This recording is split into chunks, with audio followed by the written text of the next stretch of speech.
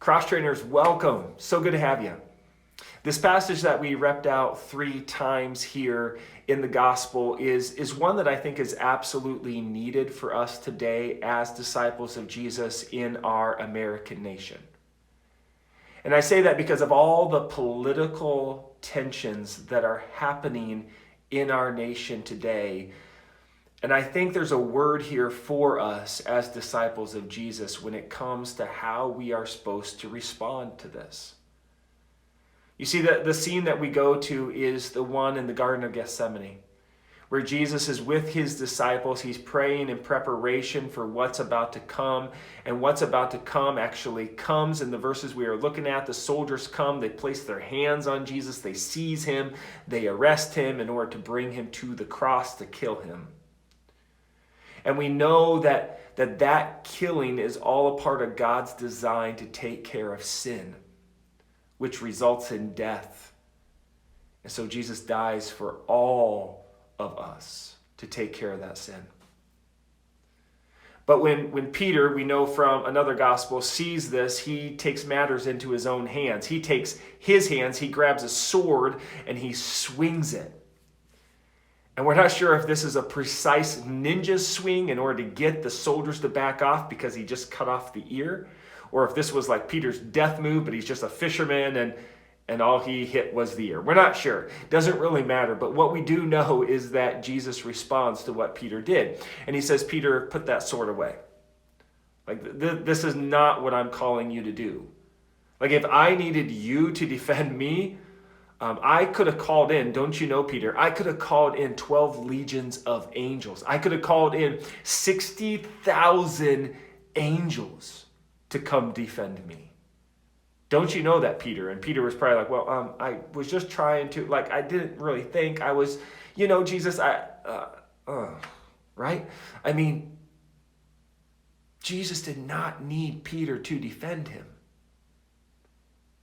What Peter needed to do is see that Jesus was defending him.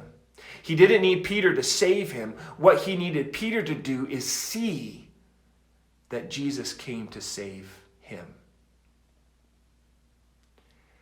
And I'm just wondering today with you, is that what people in this world need to see yet today? And yet so many disciples of Jesus are engaging, whether it's verbally with people, face-to-face, or on Facebook or social media. They're engaging all this tension that looks like the Garden of Gethsemane, right? There's this arresting, violence, seizing. They're engaging it with violence. Violent words back. Harsh words, not kind words. And don't you think Jesus could say to us yet today, disciples, I don't need you to defend me. I don't need you to save me. I could still call down 12 legions of angels, 60,000 angels to defend me in your nation.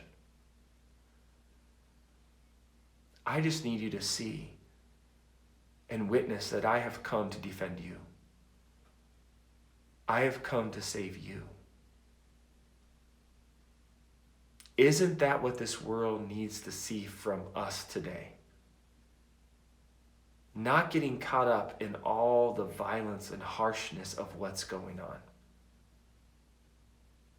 but to show that Jesus got caught up in our violence and harshness through a cross to defend us, to save us. Isn't that what we're called to be witnesses of today? So I'm inviting you to wonder about that.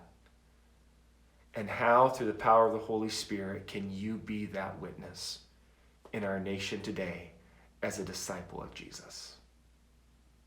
Blessings.